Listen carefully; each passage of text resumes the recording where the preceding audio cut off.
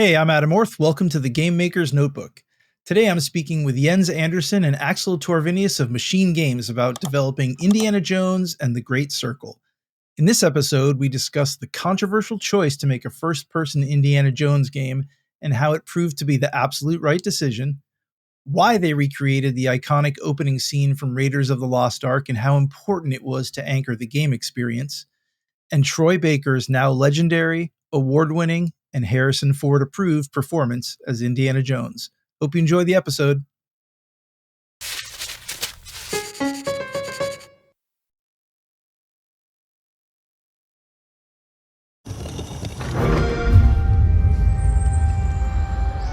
Every good story is true in one way or another.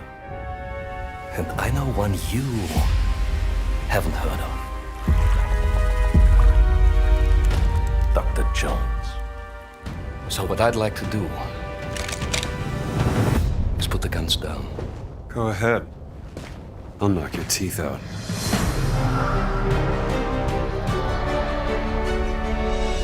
So what brings you to the Vatican, Indy? I'm looking for someone.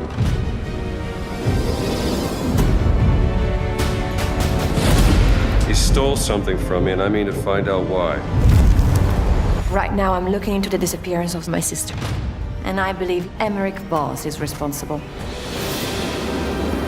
So, this great circle, they think it's a conduit of some kind of power, correct? Boss certainly does. He believes it'll secure his place in history. I'll have to study it some more. A circle must be complete to what? There's always a trigger.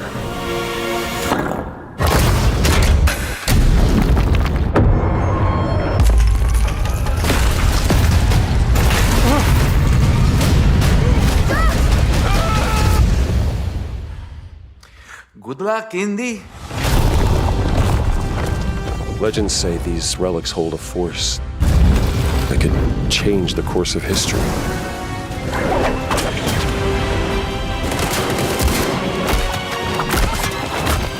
You're messing with powers beyond your control. You should know by now. I am always in control.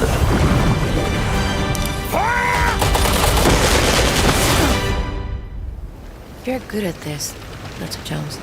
I know enough to get me into trouble.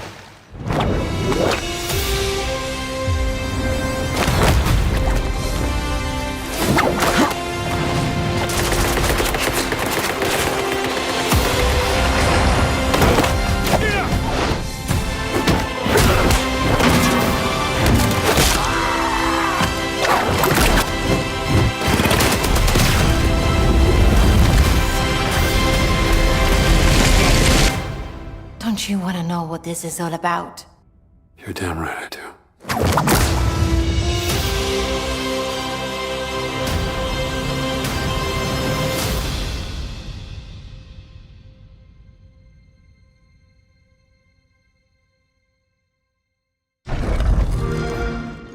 Play it day one with Game Pass.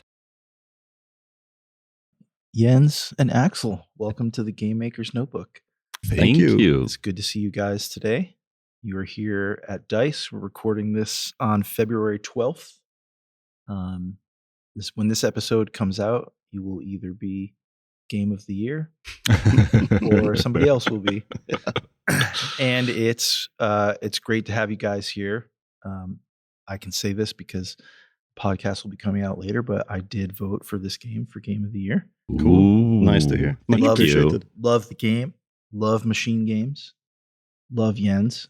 I've worked with Jens before at Lucas, so we have a lot of Indiana Jones common DNA in us. And this game is what every Indiana Jones fan wants.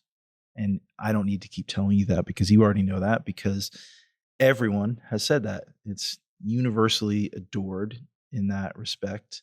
And I want to talk about all that today. I want to talk about what it was like making it, all of the challenges of perfectly sticking the landing of an Indiana Jones game that, in my opinion, stands next to things like Alien Isolation,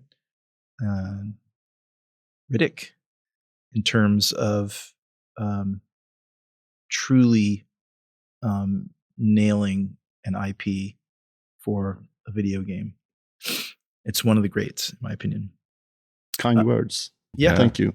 Well, it's, I'm not the first person to say this to you, gentlemen. So what I usually like to do in these episodes is, usually I'm only interviewing one person, but we have two here today. So I would just love to get a quick intro from both you guys, what you do for our listeners. I already know. And a little bit about, your journey in game development and ultimately to Indiana Jones and the Great Circle. Cool. I can start. Yes, please. So first off, thank you so much for having us here today. It's super cool to be part of this episode. So much appreciated. I'm Axel Torvenius. I'm creative director at MachineGames, and I've been working as creative director on Indiana Jones and the Great Circle. So my journey into game industry actually began back in 2006 as a concept artist. I started at a company called Starbreeze, worked there for a number of years, number of games. I worked a tiny bit with Jens back then also, actually, and then moved over to MachineGames around 2010, 11, something like that. Been art director on all the Wolfenstein titles, and then into the position of creative director now in this last adventure that we had at MachineGames with Indiana Jones. Awesome. And I've been working on games forever. Yes, you have. Was part of founding Starbreeze back in the days. So that's sort of where I grew up. That's where my original game development family were, which is why MachineGames is so cool, because that's still that family. Talk about DNA. Yeah, exactly. Starbreeze with Chronicles of Riddick and The Darkness. Spent 10 years-ish there. Then I decided to do different things. Colors. Did some homebrew, yeah.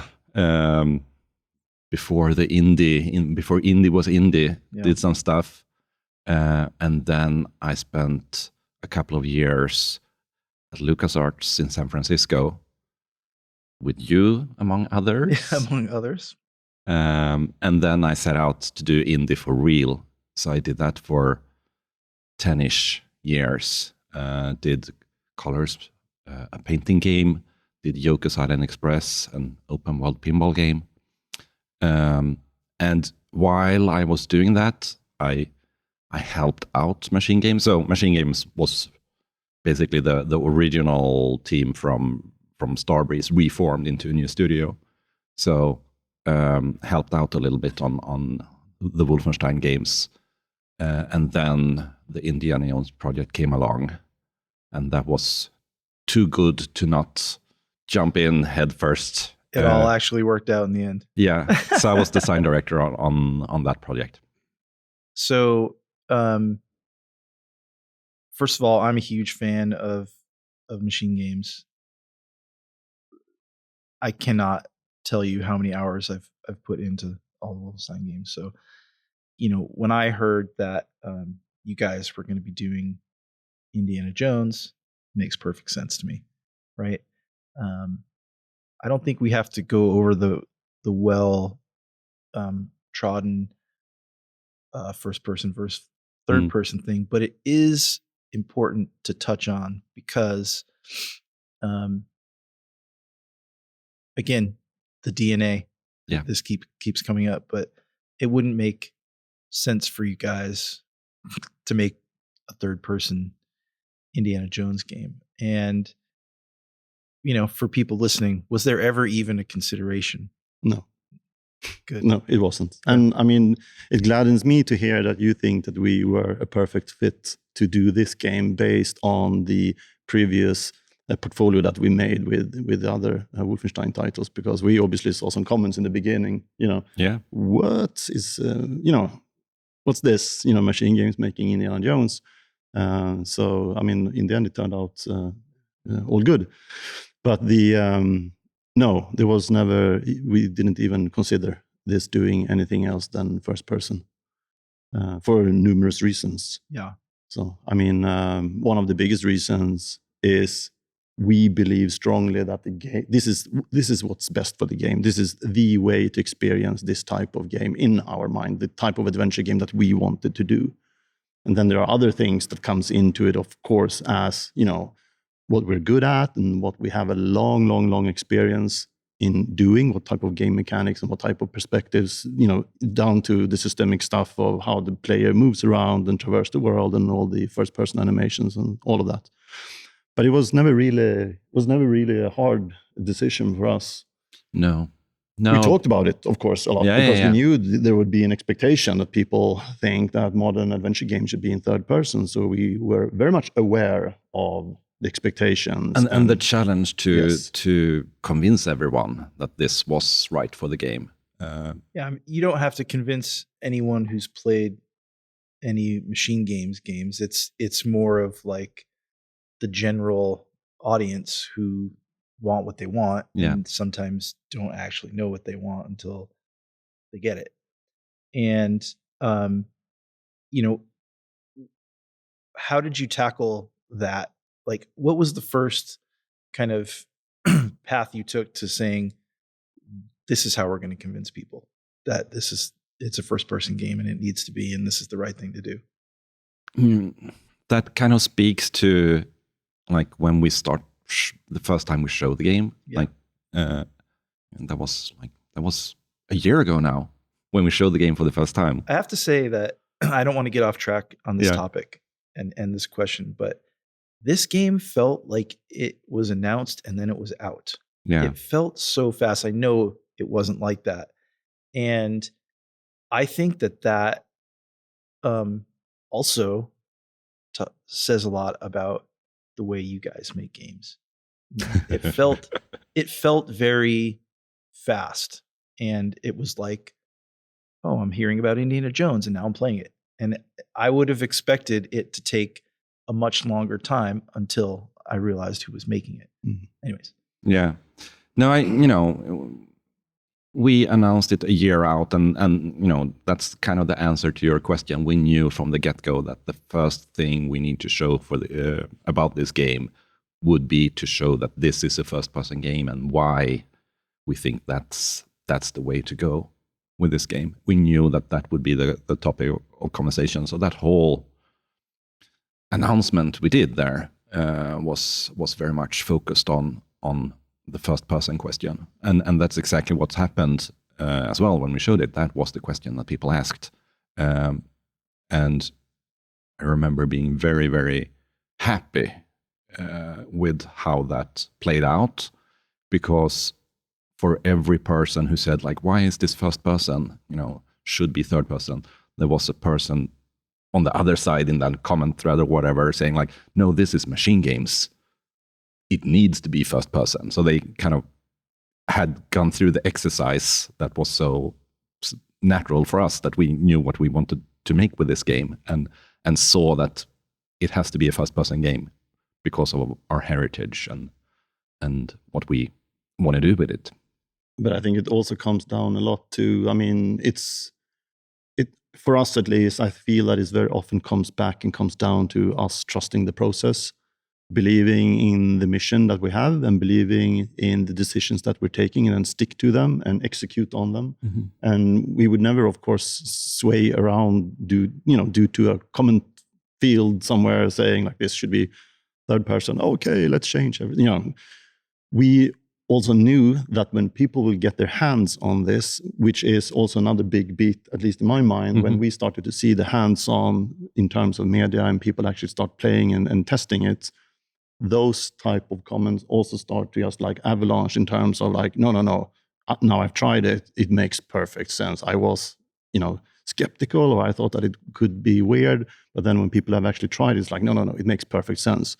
So that, of course, just, kind of not justified, but it was good to see that the mission that we believed in and that we knew for us was true, turned out to be true for more than just the devs. So what was the first kind of mechanic you guys tried in first person to, I shouldn't say to prove it to yourselves, but you knew you had to prove it to others? Like, what was the thing that you guys did, or maybe not the first thing, but the first thing where you were like, this is gonna solve this problem?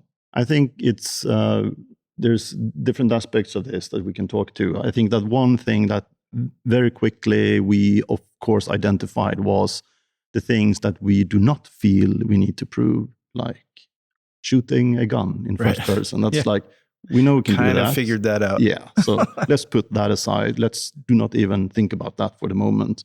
What other core components of this character will actually emphasize the sensation of adventure? Puzzles, the whip, traversing the environment, the platforming aspect. So I think depending on the different levels of difficulty in terms of developing those vastly different components in the game, kind of staggered up in terms of when in production we start looking at them. Yeah. So in many ways it was a tricky game to make in that sense, because like it always came back to like, we want you to feel as Indiana Jones, we want you to be Indiana Jones, and that doesn't come for free. That needs to bleed into every mechanic of the game. And that was also the strongest argument against like the question, like, you're making a first person game, we are not going to see Indiana Jones, how are you going to present the character? So working on across the bar, on every mechanic, on every situation, on everything to build that up. That was kind of the thing that we knew we needed to do, but it took the whole length of the project to really pull that off. So it was a constant, not struggle, but something we had to keep push constantly throughout. But I think there was also a moment in time in the production cycle, you and I often talk about this, where things just started to fall into place. Like, how do we see the blend in between the first person, second to second, minute to minute gameplay? How do that actually transforms and translates into the going out to third person in traversals, mixing that up with, getting the right amount of cutscenes in, which of course also shows you in your full glory with hat and jacket and face and all. And when we actually start seeing a fully playable sequence of the game where all these components were fairly correctly implemented, I think that's a moment when we also started to feel that, okay, this will actually become really, really cool. But that all of that stuff is so hard because, I can't say a day when it happened. No, I can. You can? Yeah, Nice. or for me, when that happened, what was actually the No, I can't. No, I don't know. We had a vertical slice video, or when we had the announcement, like when you put something together like this build of the game that's playable, and you also cut together a video to show it to executives and whatever, that shows the game as it's meant to be rather than what it is. Yes. A lot of the times. And that in some ways resets your own view of what you're making, because now you can evaluate that snippet, that slice of what you're doing, and this game is a sum of so many different parts, like globe-trotting adventure, but all the mechanics, all the different gameplay styles of puzzles and fighting, hand to hand and shooting and everything. So how does that feel? Like, that's something that you can't answer before you build it. And that's a question that the whole team needs to understand, that to be able to finish, to build a finished product. And that takes a lot of time to get all those features to a level of completion where you can feel it, and that came in late, like a year before we shipped this, when we started seeing, oh, this is the game we're making. Yeah, I think that. So I'm just looking at my notes. I want to go back a second because it's relevant to what you're talking about.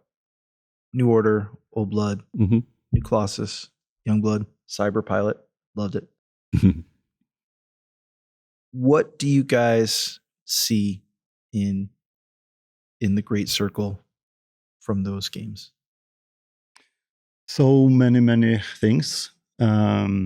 And I think I would even refine that question to say, like, what were the things from those games and what you guys do so well, excuse me, that you knew had to be in this game?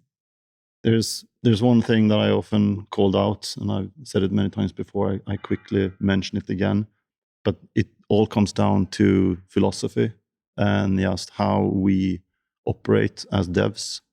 We usually, or at least in my mind, and we do have something that I usually refer to as like our 3 core pillars of MachineGames. This is what I want to know. So one of them is obviously art, and that implies everything within animation, audio, and art, everything that is in my jurisdiction at the moment. Then, of course, we have gameplay, trying to push the envelope constantly, but also try to push the experience throughout the campaign so that you get the sensation that you are encountering new combat systems, or get new toys to play with, or wow, this environment looks like that, and due to that context, I can now do these type of things. And then the one that everything starts with, which is the narrative. And then we have kind of that, holy or unholy trinity, whatever you refer to, is bind together by the tech.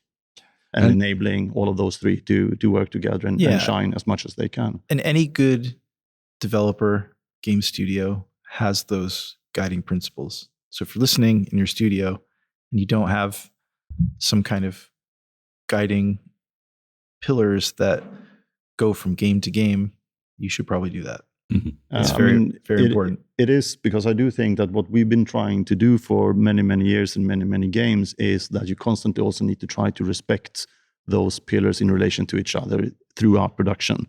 Because me coming from, primarily an art focus from the beginning, one could, of course, imagine that I would only care about the art, make the game as pretty as possible.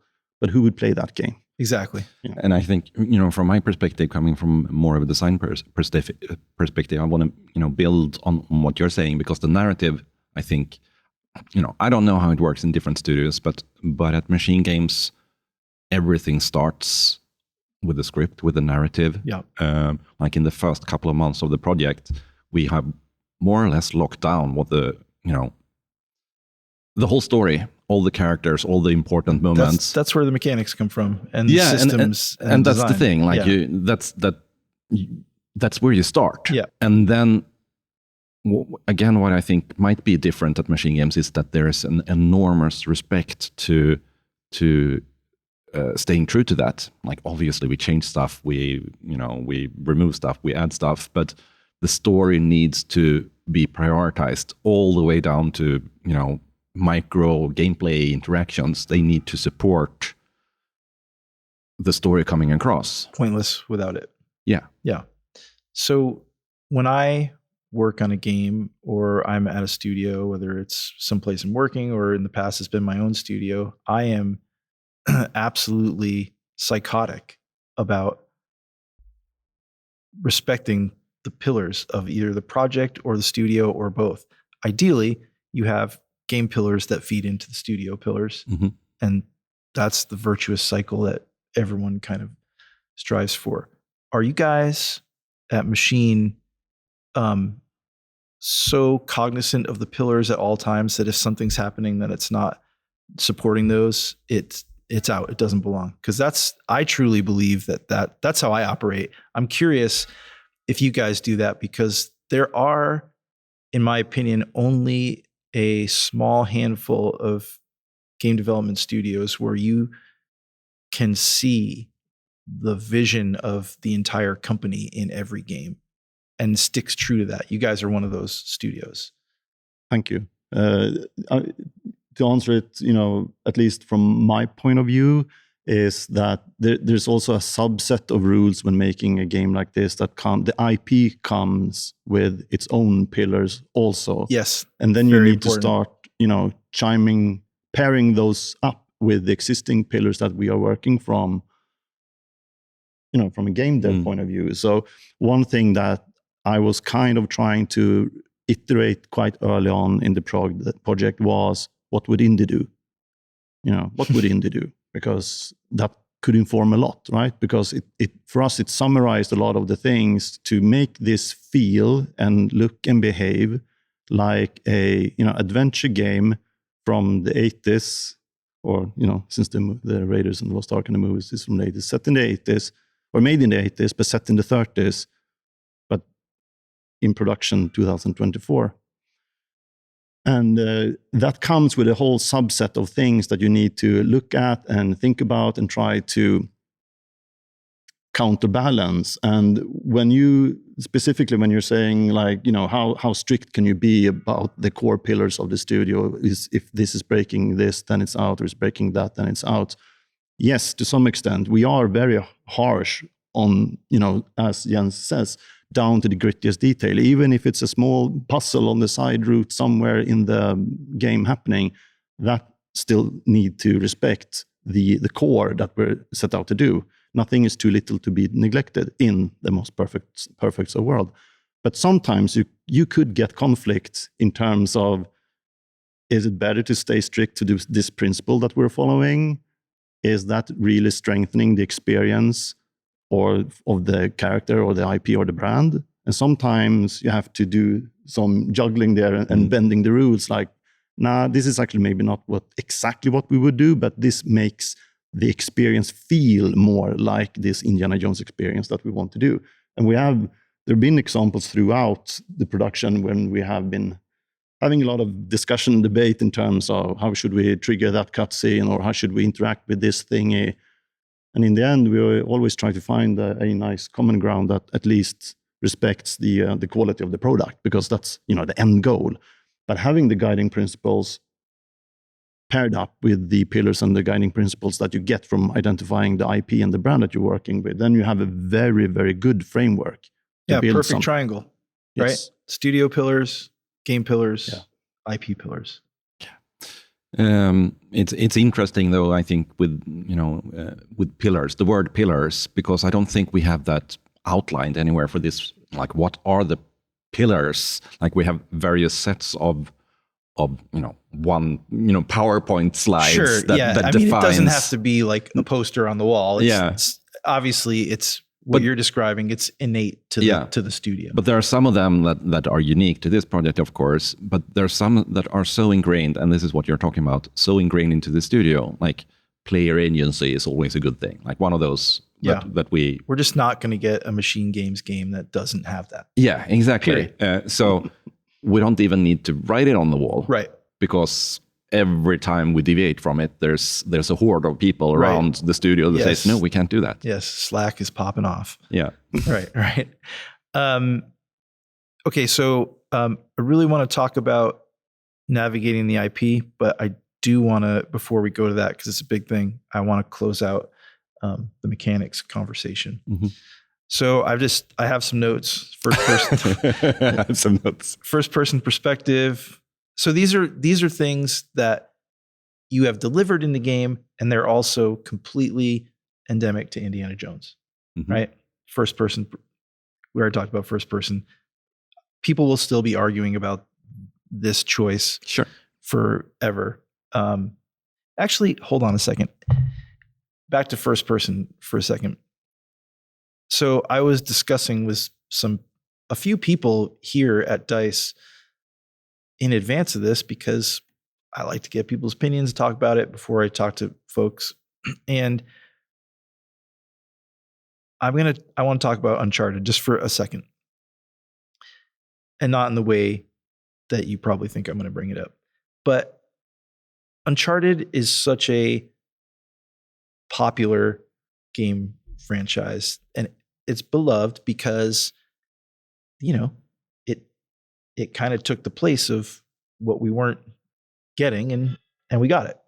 And it's a very extremely, it's ingrained in everyone's heads because they've played these games.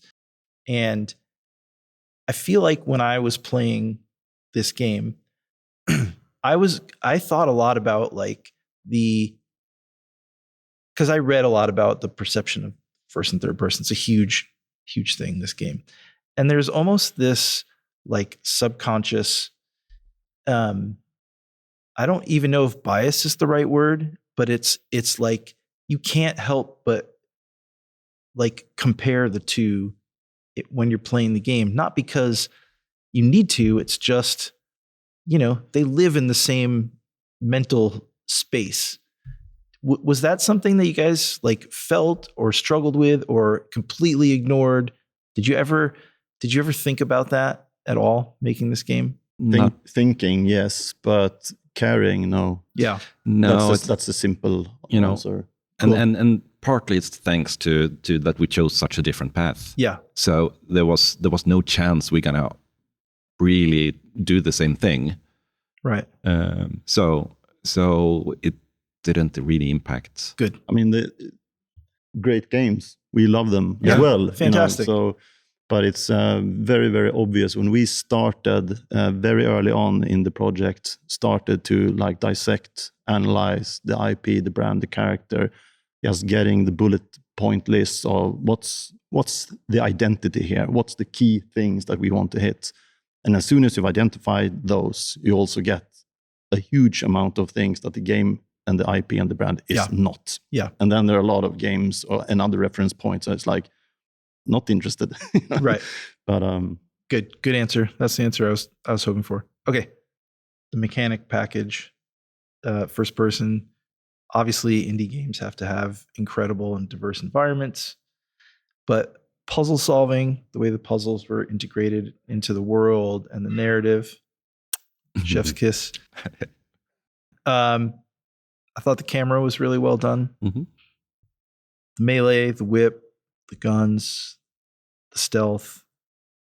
And then those are all things that you expect from Indiana Jones, and they were absolutely well done. A lot of them, right? Yeah, it's a lot. and then you go a little bit deeper into the stamina system and the adventure books and the points.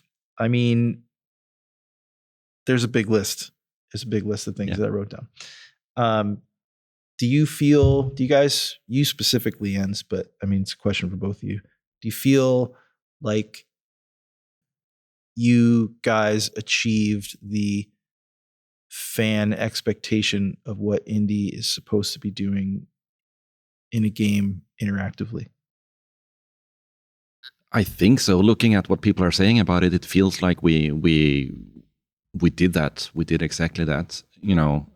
Breaking down what you would expect if you were indie, and finding alignment with what you want to do as a player in these kind of situations, and doing all those things. That's how this feature list was created, more or less. Yeah. And then getting each and every one of those features to a level where we felt that it feels like an Indiana Jones mechanic, and feels fun and polished enough to fit together with the whole package. Yeah, super happy with the end result of that, of course. Yeah, it feels very satisfying and systemic and fun and exciting. Like even navigating the menus was fun and exciting. So I really think you guys nailed that. And but I think it's a very interesting point that you raised, because this is something that we were working a lot with, specifically on design side of things, in relation to also making sure that you constantly feel like Indiana Jones, because we don't have the luxury of having a reference point of for example, Indiana Jones and the Lost Crusade or Raiders of the Lost Ark TV series that shows like, 500 episodes of what he's doing when he's not hunting for that specific thing that he's obsessed with. Yep. In the movies, he's basically just following his golden path, making a game that is not supposed to be just 6 hours of, hunting down a golden path and finding the thing, but allow the player to explore a very vast and open world. Is that indie? Would indie, sidetrack from his golden path and doing things on the side? And yes, from a gameplay point of view, and to build a cool and fun, interesting adventure game, we absolutely need to allow the player to do that. We absolutely need the character to go off the main trail and do things on the other side. And then, but it never felt like that. It always felt like appropriate and necessary, and that's in a fun way. That's very nice, and cool that you feel that way and that you say that, because that was the kind of the mission that we had. Even when you are in the outskirts of the Giza map and doing some weird mystery or little side mission, you should still feel like Indiana Jones and should still feel like it feeds back into the main storyline. Yes, and that's a good point. I want to interrupt you there because when you watch Raiders of the Lost Ark for the first time or the 1000th time, what's brilliant about that character and the story is that there's all these things that are kind of referenced that you don't have any context for, but you believe them because they fit into the ethos of who Indiana Jones is and those kind of adventures. And it's kind of, I really felt like, whether it was on purpose or not, that you guys tapped into those little offhand comments that he's always making, referencing, things in the past. And I felt that when I was exploring, I was kind of filling those things out a little bit. And, look, Indiana Jones is super important to me. Raiders of the Lost Ark was like a very watershed moment in my life. It was like a bonding thing with my dad. And it's like, it's an important movie. You know this. We've talked about this many times. And like the way that the game and the mechanics tap into those like moments. Again, I could just be making this up in my head. I don't know if you guys are doing this or not, but I guess it doesn't matter because that's what I felt when I played the game. And that's the important part, right? I had an experience that was genuine to Indiana Jones and what I felt. And was that something that you guys like actually said, no, we got to like feed these little seeds and plant them all around and work on that? Or am I just making it up? Well, both kind of. Like anytime you're making a game, you're kind of searching for, what is this experience? We knew that, for example, exploration needed to be a big part. We wanted, like, from the start, we set out to do these kind of big sandbox style areas. But honestly, we didn't have the experience for what that meant. We have never done areas this big before at MachineGames or at Starbreeze.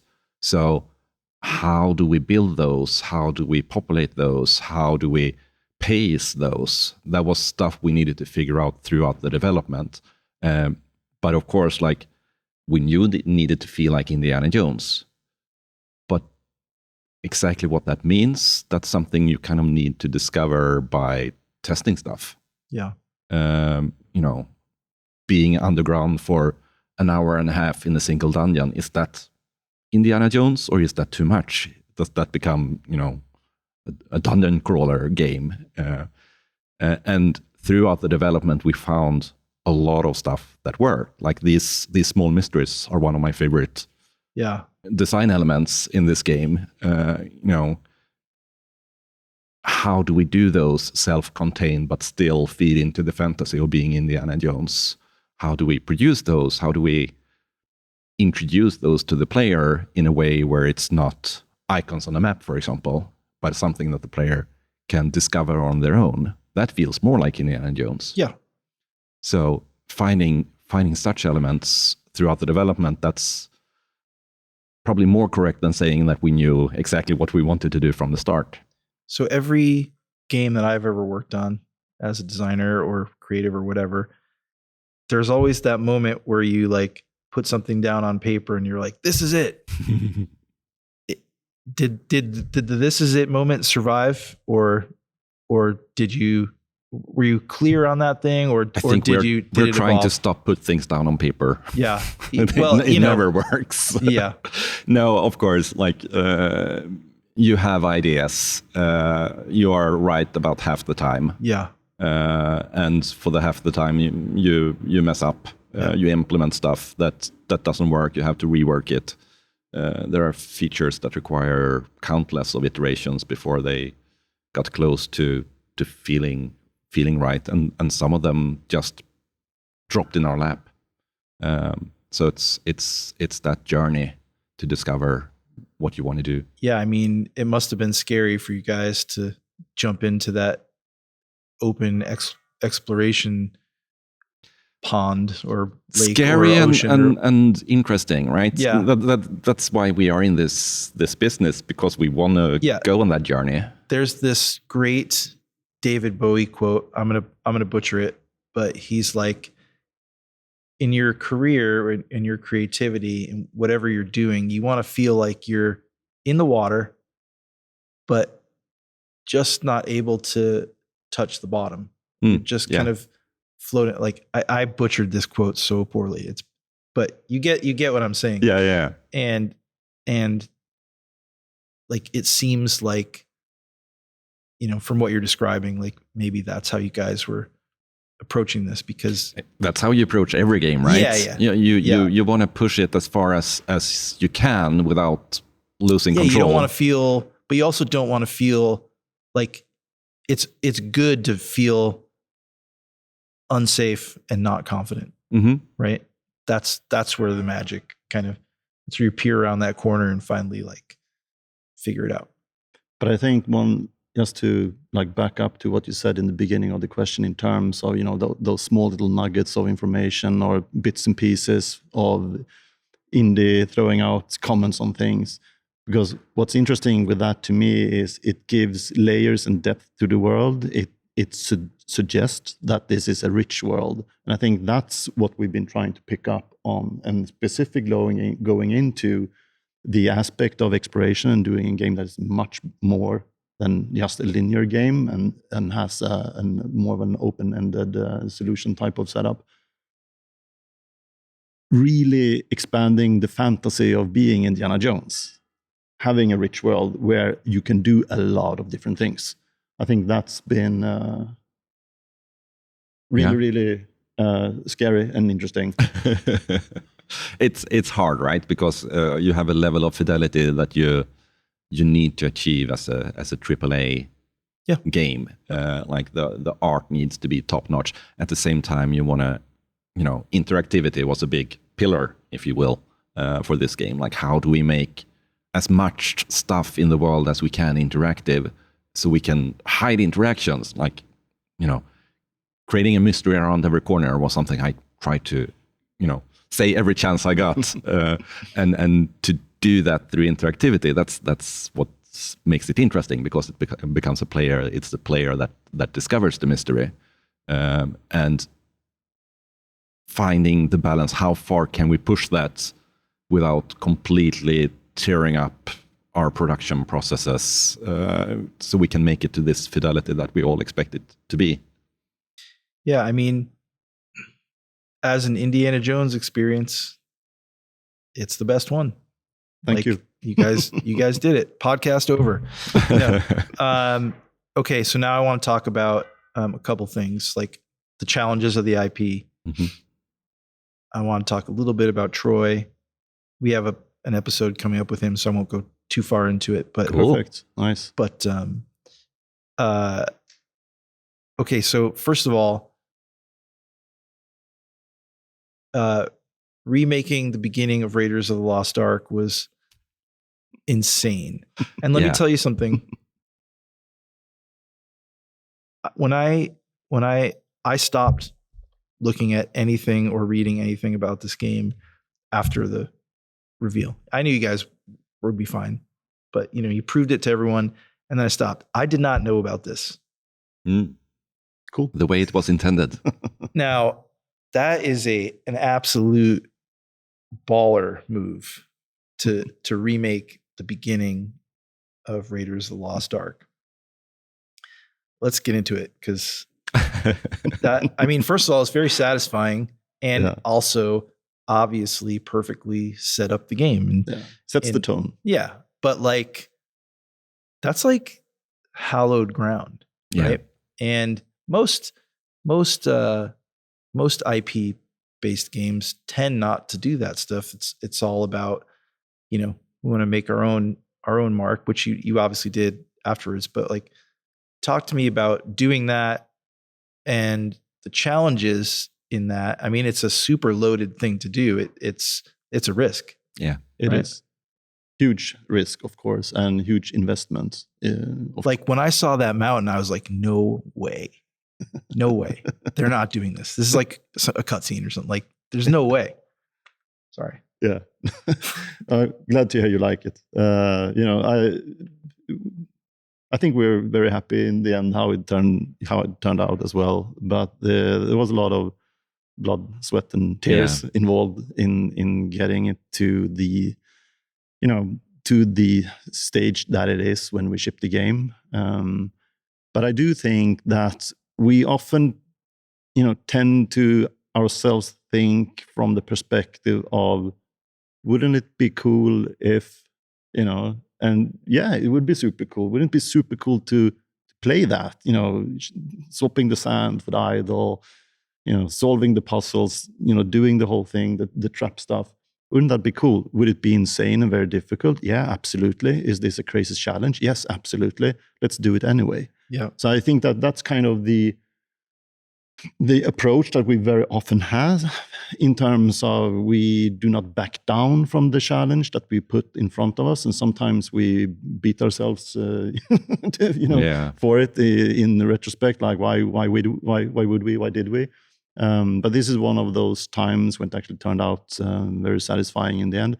And of course, also, during the process of doing that, we have the best reference in the world, right? Yeah. Which also proves then a bit challenging later on, because now we don't have the best reference in the world. We do have the best reference in the world in that sense and context of the movies, but not frame by frame.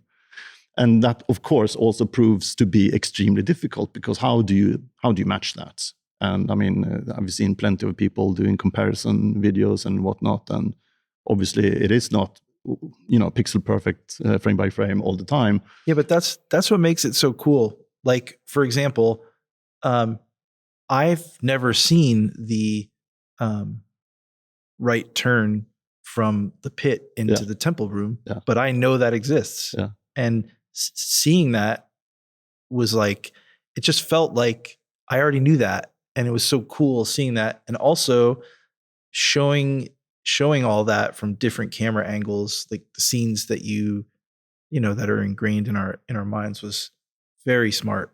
Just a very well done take on that. And it is a take, right? Yeah. You are doing it, yes. but it's a take. Yes. And I found that really refreshing, rather than we're going to recreate it frame by frame by frame. It's really nice. And I mean, there are numerous reasons why sometimes it is not, frame by frame, because we're making a game, and it needs to sit together in the level, in the map. There are things, that we just possibly can't make fun gameplay out of that potentially exists.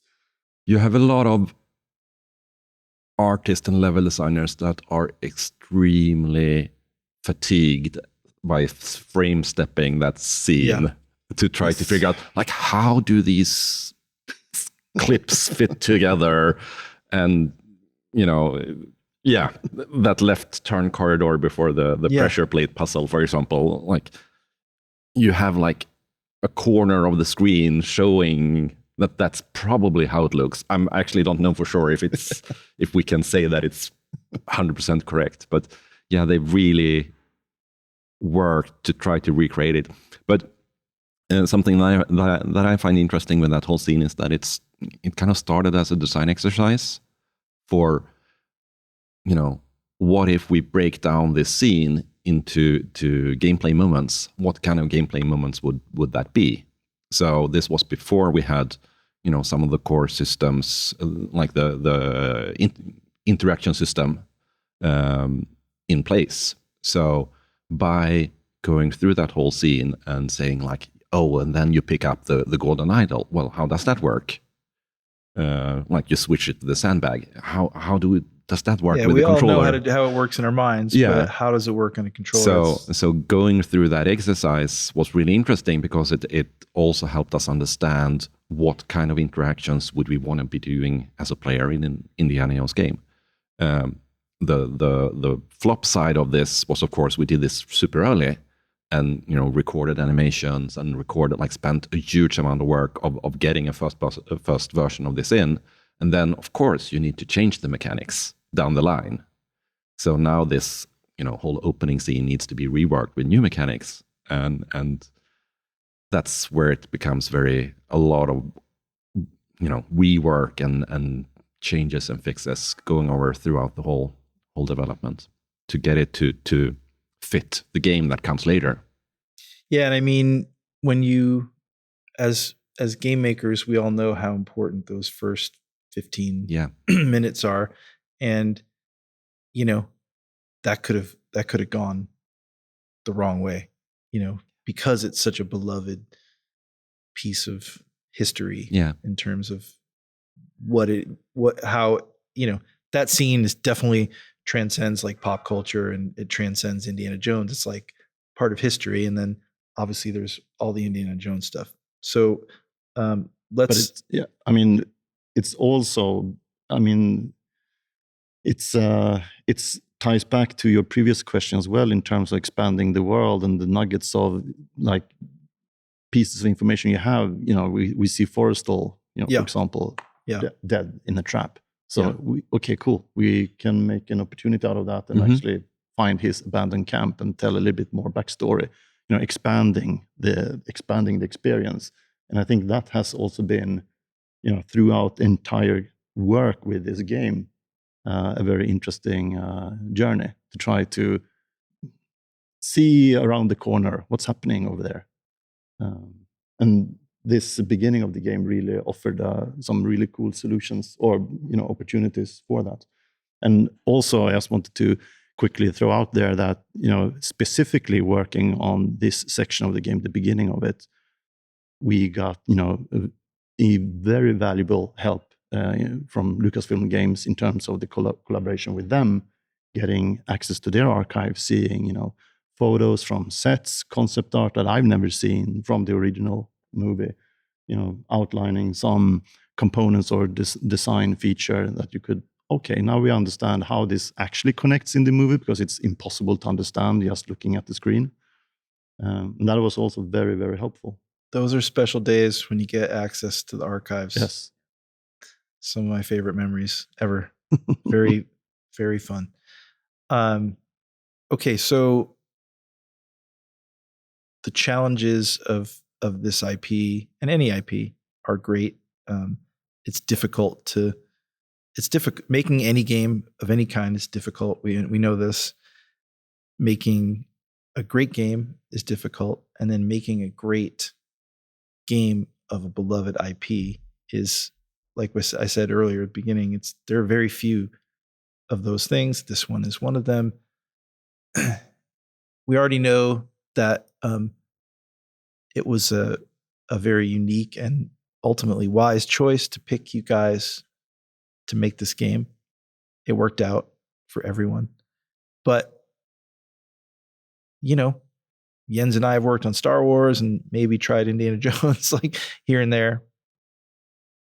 We know how difficult that is and how protective IP holders are of the IP, especially Lucasfilm. Talk about like the challenges of that.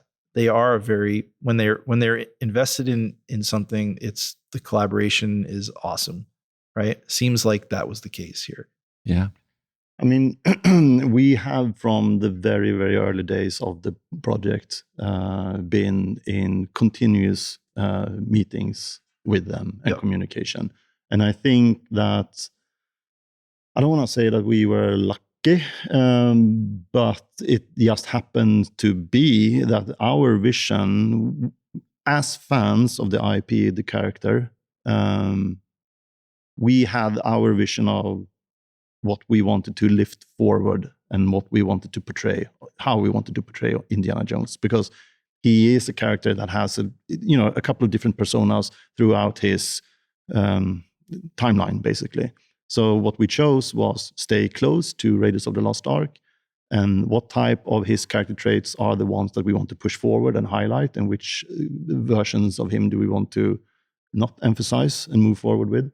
And when we presented our vision of what we wanted to do, that aligned with Lucasfilm Games' vision of what they also felt, yes, this sits well with us in terms of what type of Indiana Jones we want to make and portray.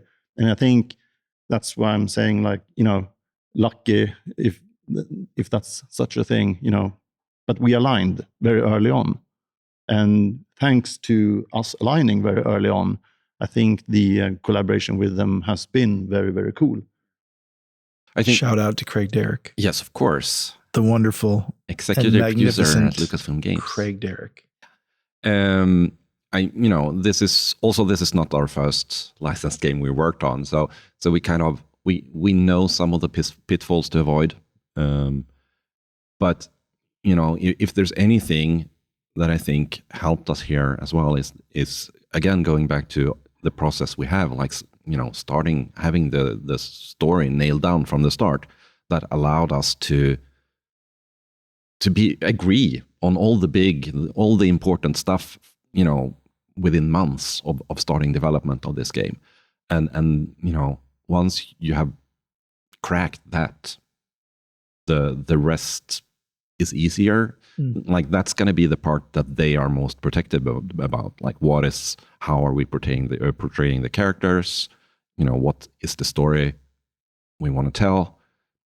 With that done early, you can spend time talking about details almost. And they can feed in with their expertise about everything Indiana Jones and the access they have to everything. And we can work on just trying to get the game to live up to the story we have presented, to the story we've written, for the rest of the development. So I mean, there's been invaluable sessions and insights, things that we couldn't possibly know about how certain things are portrayed within the franchise. So it's been a really cool learning experience and invaluable relationship with them throughout the entirety. And I mean, sure, talking about them being protective of their brands or their IP, with all rights, but we haven't experienced that as being like a negative aspect of development. It's been a very cool and interesting collaboration with them. And I think that, like I said, I think that we just aligned very early on, and then we continue to have regular meetings throughout. I've been in meetings basically on a weekly basis for 4 years or whatever with them. And all different representatives within MachineGames have had meetings with representatives of their departments as well, audio, narrative, lore, all of these things. So obviously great experience. Yes. Yeah. Cool. Second Indiana Jones game confirmed. So one of the amazing things about Indiana Jones as a character is that he's so successful because he's not. Mm-hmm. And he's beloved because we can see all of ourselves in Indiana Jones, because he's not perfect. He fucks up. He's one of us. And that's a timeless quality. No matter where or when it's set in the 30s, still pertains to today. I think the last thing I want to talk about of my enormous list we're not going to get to everything, is Troy. Can't talk about this game without talking about that performance. Uncanny, eerie, very Amazing. What was that like? I mean, it seems like I've said in this podcast, so much was hinging on this thing, and like a lot of things were hinging on things to make this game, and certainly this was one of them. Yeah. Right. Like, you can't phone in Harrison Ford or Indiana Jones. You just cannot. And if it's not believable, the game will not work. Yeah, it worked. Extremely stressful, I would say, from time to time. It's been one of the singular things, at least from my point of view, being, creative director and, to the extent responsible for, audio, animation, and art, how things look, sound, and behave. So getting that right was extremely stressful and, difficult. It would be a lie to say anything else. But if we didn't have Troy, I have a hard time seeing that this would have been. There's no real alternative that we can consider at this point. So you can't really underline that enough, Troy's contribution. And I think I've said before, but I'll say it again. When I heard the first test lines from his audition, I thought it was the reference lines. So, and I was like, oh yeah, cool. Okay, that's the reference lines of Harrison Ford. It's like, no, that was Troy. I was like, are you kidding me? You can swear on this podcast. Okay, cool. Yeah. But that was surreal. And then when we've seen and follow him throughout the entire production, seeing him in either it's just in VO sessions, recordings, or full motion capture or whatnot, and see the transformation that he's doing when he goes into character. It's real craftsmanship. Rare, I would say. Yeah, I wasn't skeptical, but I was like, I couldn't really hear him doing the voice until I heard it. And it was wild. Like, holy cow. And it's not only the voice either. Yeah, it's the whole execution. The whole performance. Yeah. And I think that's something that a lot of people, might not fully understand. And I mean, if you're game dev, then potentially you can understand parts of it, of course, but to many fans of the franchise or, people just playing the game, it's sometimes hard to understand and know everything that goes on behind this, because he, as Jens says, is not only the voice, but it's so much more complex than that. Yeah. Because we have the full performance. It's a full, totally nuanced and ranged acting performance. Yeah, because his face is driving the rig, So he's not only making the voice. There you go, Claudio. He's not only making the voice, he's also mimicking and doing all the things, trying to have the correct facial animations going on. Then obviously sometimes we need to go in and tweak that and make sure that it gets, but he's doing that. And then also doing the, mimicking the body and body language. And at the same time doing acting, against someone else, and sometimes doing, very complicated scenes. And then you get all of that combined together. So that is really full talent performance of impressive range. Yeah, I think there's a bunch of different ways it could have gone. How Troy is obviously it's basically our version of whatever Harrison Ford or whatever great actor. He's certainly been having a moment for quite some time. And I personally don't like when games hire famous actors to do, it pulls me out every time. Mm-hmm. I understand why it's done. And, I'm probably the minority.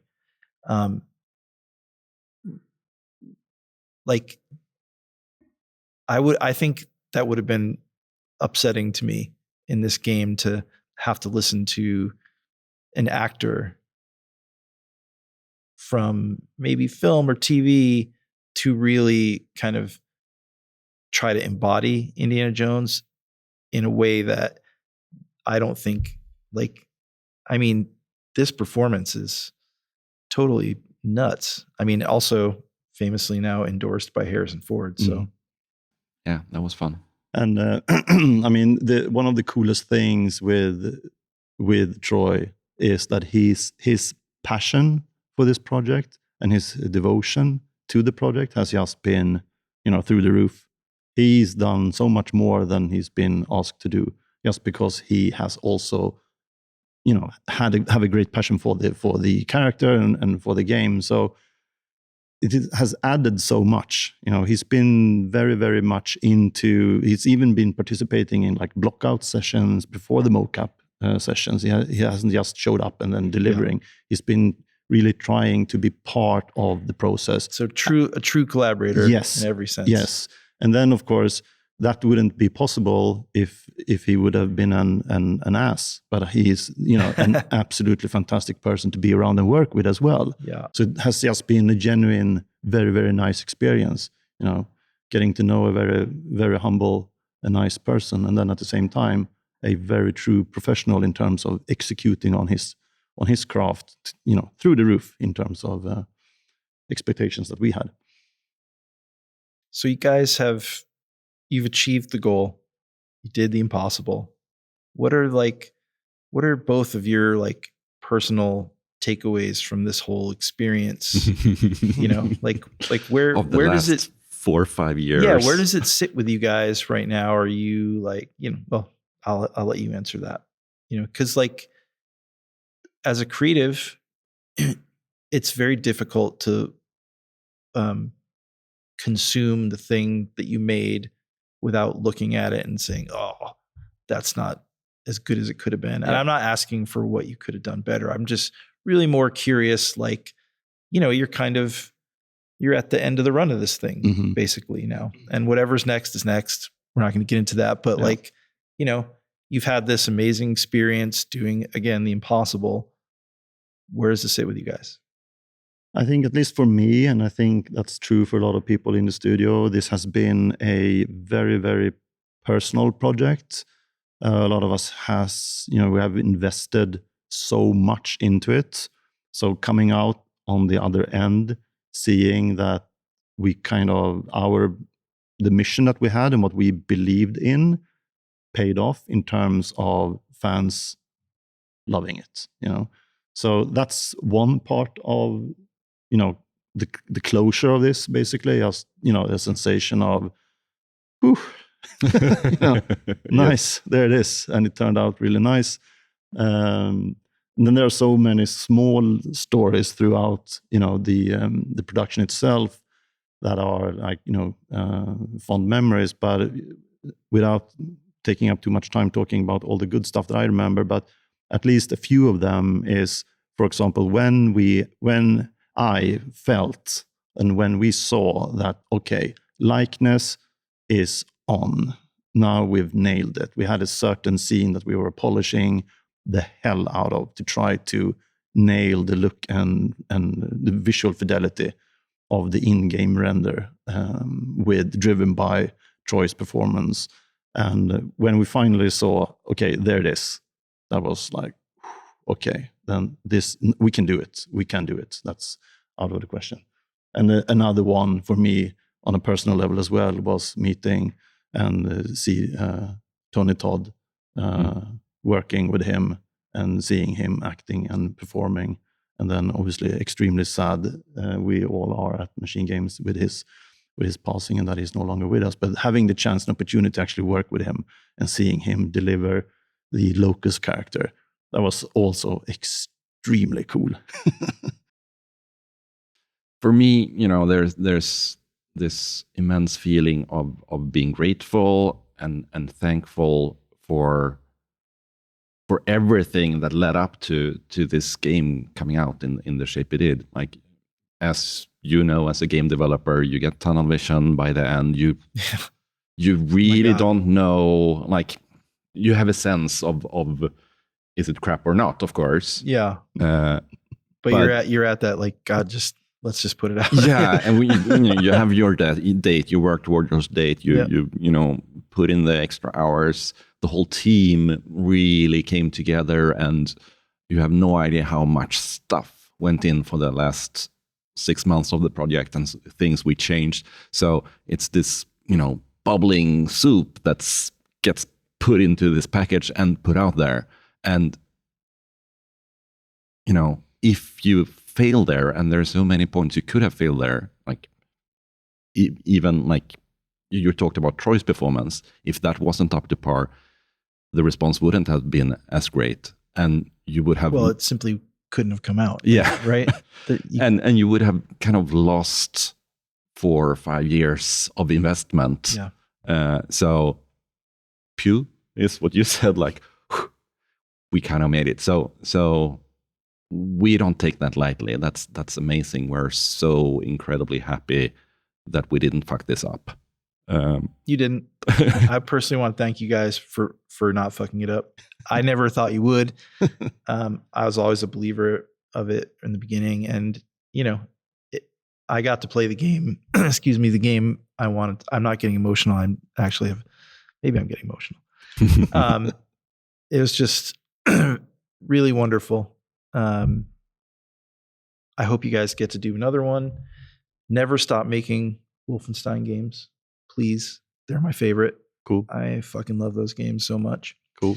And I hope that tomorrow I get to see you guys on stage accepting a trophy for Game of the Year for Indiana Jones. Yeah. The Great Circle. Thank you for thank you the very much. kind words. We hope so as well. And I think, it's also something, talking about the great experience making this game, and, in the aftermath, looking at, what's the highlights of all of this coming out. And one thing that we also talked a lot about before and internally is, it takes so many to do this, the full team, the full studio. And what that is doing is you're creating so many new friendships, you're crafting so many new strong bonds with your coworkers, and you come together so much more stronger after going through this type of hellfire experience. Yeah. So, in the end, it's always a shout out, to the team back home and the amazing team we have at MachineGames. Just sticking in there and believing in the product and delivering on it. Well, it paid off. You're up for Game of the Year. So great job, guys. Thank you for being on the Thank you. podcast. Thanks.